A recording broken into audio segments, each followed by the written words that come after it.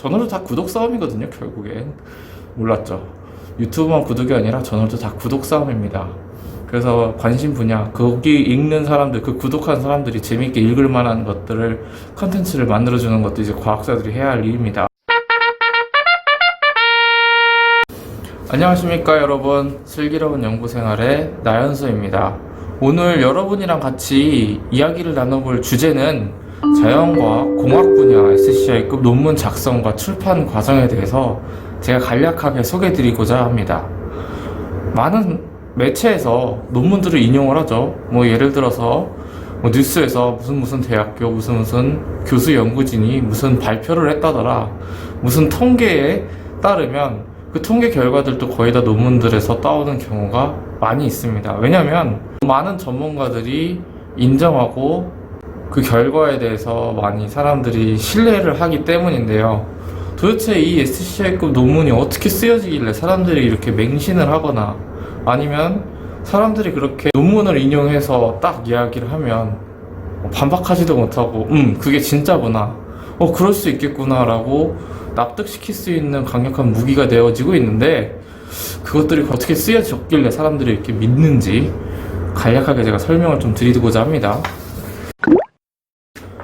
이제 논문을 일단 처음 쓰려면 저희가 이제 내 연구 결과를 관심이 있어 할 만한 논문 출판사를 먼저 찾으셔야 돼요. 제가 과학기술, 그 중에서도 공학 쪽에 제가 논문을 쓰고 싶은데 생물학 저널에다가 내가 낼 수는 없잖아요. 그거에 맞는 저널을 먼저 찾으셔야 됩니다. 그거에 맞는 저널을 찾으면 이제 그 저널에서 요구하는 템플릿들이 있어요. 어떻게 써서 좀 제출을 해라, 기본 양식이라고 하죠. 보통 논문들은 초록이라고 해서 이제 미리 보기, 우리 어그로를 끌어야 되잖아요. 연구 결과도 결국 어그로 싸움입니다. 얼만큼 어그로를 많이 끌어서 많은 사람들이 읽고 인용하는지, 그 싸움 하는 거예요. 그래서 제일 맨 앞에 어그로성 초록을 씁니다. 초록을 얼마만큼 임팩트 있게 사람들의 구미가 당길 수 있게 쓰는지가 굉장히 중요하겠죠. 그리고 그 초록 뒤에는 이제 소개가 나와야 돼. 연구가 왜 진행이 됐고, 이 연구 결과가 어떤 영향을 끼치고, 그리고 향후에 이런 연구가 이제 개발되어서 산업에 나왔을 때 어떤 파급력이 있을 것 같다라는 소개가 좀 앞에서 이제 그 뒤 초록 뒤에 따라오는데, 그리고 그 소개가 마치고 난 뒤에 이제 본격적으로 본인들의 연구 결과를 이제 나열하게 됩니다. 그리고 그 연구 결과를 마지막에는 이제 결론 지어서, 그래서 네가 하고 싶은 말이 뭔데? 그래서 우리 맨날 유튜브나 아니면 다른 매체에서도 세 줄 요약하죠. 그래서 그 결론에 대해서 이제 딱 한 패러그래프 정도 마무리를 하고, 그 뒤에 그 실험들을 어떻게 했는지, 방법들을 나열하는 식으로 이제 포맷을 가지고 있습니다. 기본적인 포맷이에요. 다른 분야는 잘 모르겠어요. 근데 저희 공학 분야나 자연과학 분야는 이렇게 이루어져 있습니다. 그리고 관심 분야 같은 것들을 이제 정확하게 니즈에 맞춰서 논문들을 투고해 줘야 될 거 아니에요. 그래서 많은 사람들이 내 논문 결과를 보고 읽고 구독할 수 있는, 저널도 다 구독 싸움이거든요. 결국엔 몰랐죠. 유튜브만 구독이 아니라 저널도 다 구독 싸움입니다. 그래서 관심 분야, 거기 읽는 사람들, 그 구독한 사람들이 재밌게 읽을 만한 것들을, 컨텐츠를 만들어주는 것도 이제 과학자들이 해야 할 일입니다. 그래서 관심 분야에 맞게 이제 논문을 쓰면 그 저널들에서 이제 논문의 길이에 따라서 이 논문을 커뮤니케이션에 낼지, 레터에 낼지, 아티클에 내야 될지를 이제 정해요. 커뮤니케이션이 뭐냐면 굉장히 짧고 임팩트 있는 연구 결과들을 나열하는 방식입니다. 자세하진 않지만 현상학적인 걸로 되게 신기한 걸 발견했어. 약간 연금술에서 따지면은 구리를 넣었더니 골드가 나왔어. 근데 아직 잘 모르겠어. 근데 이 현상은 관찰했어. 리프로듀스블하게 재현성 있게 나와. 이걸 빨리 알려야겠다 해서 커뮤니케이션에 내는 거예요. 임팩트 있는 하지만 짧은 그러한 논문이 커뮤니케이션이라고 하고, 그것보다 한 단계 좀 더 업그레이드 되어서 이제 레터라고 해서 좀 더 긴 게 있습니다. 커뮤니케이션보단 길어요. 아티클보단 짧고. 그래서 어느 정도 현상학적인 것도 보고 이론과 논리가 좀 탄탄하게 이루어져 있는 것들, 그리고 이제 아티클로 가면은 이제 기사죠, 기사. 커뮤니케이션 소통이고, 레터는 편지 같은 거예요. 그리고 아티클은 기사입니다. 정식 기사예요.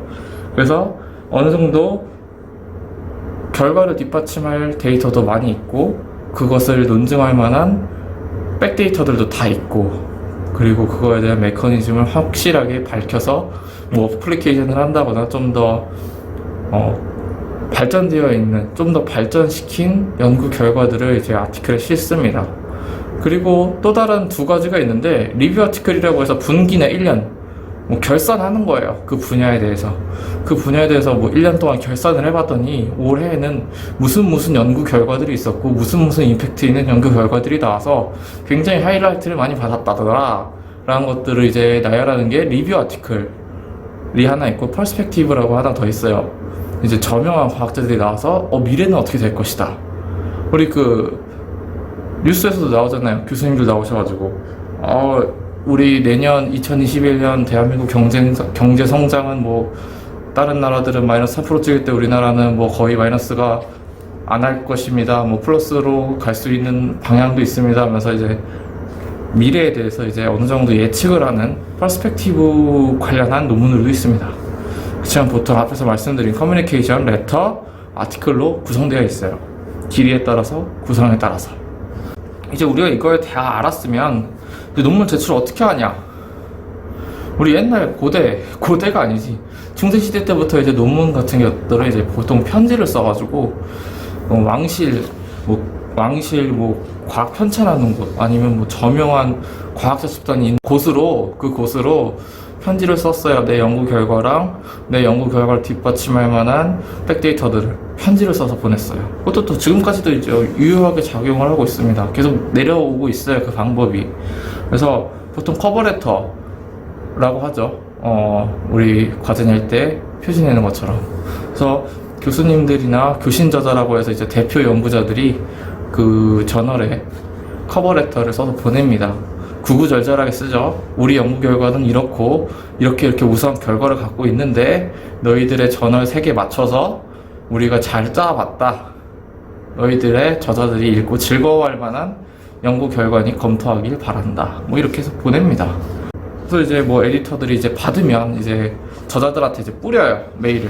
너네들이 이런 연구 결과를 우리한테 서브밋을 했다. 우리에게 제출을 했다. 너희 저자들이 이 일을 한 게 맞냐? 아니면 이 연구 결과를 도둑해서 누가 낸 거 아니냐? 뭐 이렇게 해서 검증 차원으로 저자들한테 다 돌려요, 확인차. 그걸 이제 딱 받고 기다리는 거예요. 저자들, 우리 이제 연구자들은 기다리는 겁니다. 약간 느낌이 연애편지 쓰는 것 같아요. 연애편지 딱 쓰고 나면 답변 오기까지 기다려야 되잖아. 쿵닥쿵닥하고. 똑같아요. 에디터가 이제 읽고 이 논문이 가치 있는지를 이제 판단을 해야 될 거 아닙니까? 근데 에디터들이 이제 수많은 커버레터들을 받고 논문들을 받아요. 근데 그거 다 읽어보고 다 검증할 수 없어요. 그래서 어느 정도 에디터가 판단했을 때 이거는 가치 있다 싶으면 전문가 검증을 맡깁니다. 리뷰어라고 해요. 리뷰어들한테 이제 이걸 뿌려요.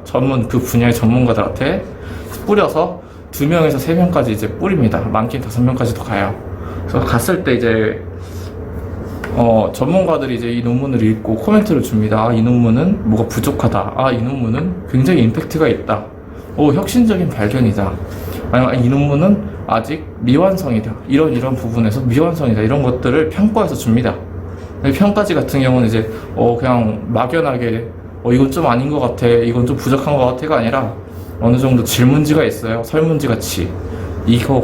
이 논문이 이 저널에 출판될 만큼 임팩트가 있느냐, 이 논문의 결과가 학술에 기여할 만한 점이 있느냐, 과학적, 기술적 문제가 없느냐, 논문의 길이나 구색이 잘 갖춰져 있느냐, 뭐 이런 다양한 설문지들이 있어요. 거기서 이제 평가를 내립니다.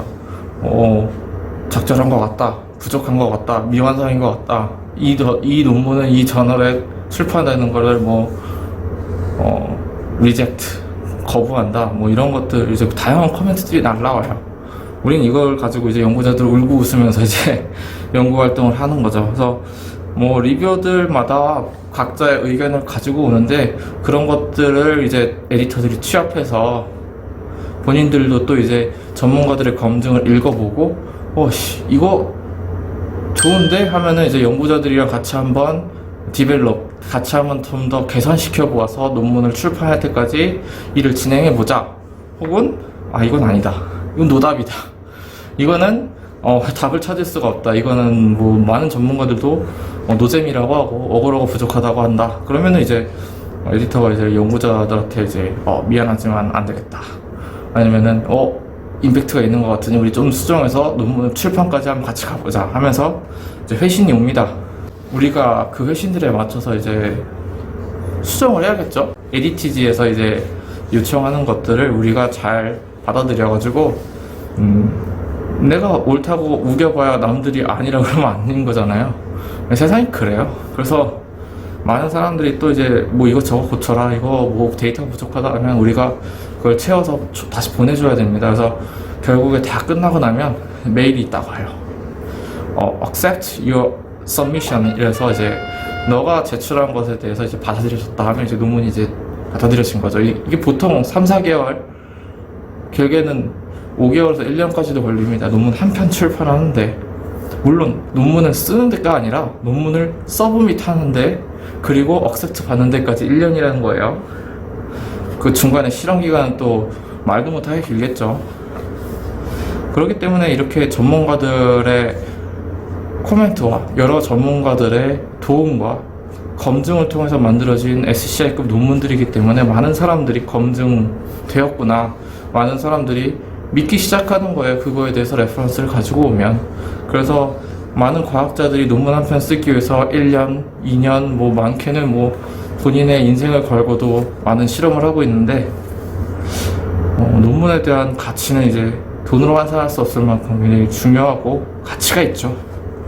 그래서 항상 우리가 연구자가 이런 억셉트를 많이 받아보고 싶은 꿈이 있는데 쉽지가 않네요. 저도 지금까지 실험을 하다 왔어요. 이 논문 한 편 쓰고자 이 밤까지 열심히 실험을 하고 퇴근 직전에, 물론 일과 시간 이후에 하는 거예요. 일과 시간에는 당연히 실험에 열중을 하고 있고요. 일과 시간 이후에 이렇게 짬을 내서 유튜브를 찍고 있습니다. 그래서 앞으로도 더 많은 과학자 후배들이 나왔으면 좋겠고, 이러한 연구 결과들을 우리나라에서 좀 더 많이 인정해주는 사회가 되었으면 좋겠습니다. 그래서 뭐 재밌어요. 논문 쓰는 것도 재밌고, 연애 편지 쓰는 것처럼 뭐 서밋 했다가 리젝트 받아보고, 서밋 했다가 뭐 억셉트도 받아보고, 뭐 1년에 뭐 많게는 2번, 3번 정도 연애 편지를 쓰는데, 승률이 뭐 좋아질수록 실력 있는 과학자겠지만 저는 아직 반타작 정도 하는 것 같아요. 그래서 여러분들도 열심히 하시면 저보다 더 잘하는 과학자들이 되실 수 있으니까 뭐 지금 대학원이신 분들은 꿈을 포기하지 마시고 댓글로 궁금한 것들이나 뭐 노하우나 멘탈 관리 연구하시는 분들 알아요. 뭐 맨날 실험하다가 실패하고 힘들고 실험하고 싶지 않고, 이 내가 하고 있는 게 실험이 제대로 하고 있는 건지도 잘 모르겠고, 내가 이대로 가도 박사학위를 받아도 되는지도 모르겠고, 다양한 고민을 하죠. 그런 고민을 하는 것 자체가 본인이 잘하고 있다라고 생각을 저는 하면서 박사과정을 버텼던 것 같아요. 그리고 옆에 사람들도 많이 그 얘기를 해줬고, 그런 고민을 하는 것 자체가 잘하고 있는 거죠. 돌아보고 있고 계속 성찰하고 있다는 뜻이니까. 그리고 그런 힘듦과 어려움을 저와 함께, 우리 유튜브 채널과 함께 공유하면서 박사 학위를 받는 그날까지, 석사 학위를 받는 그날까지 같이 달려봅시다. 화이팅입니다.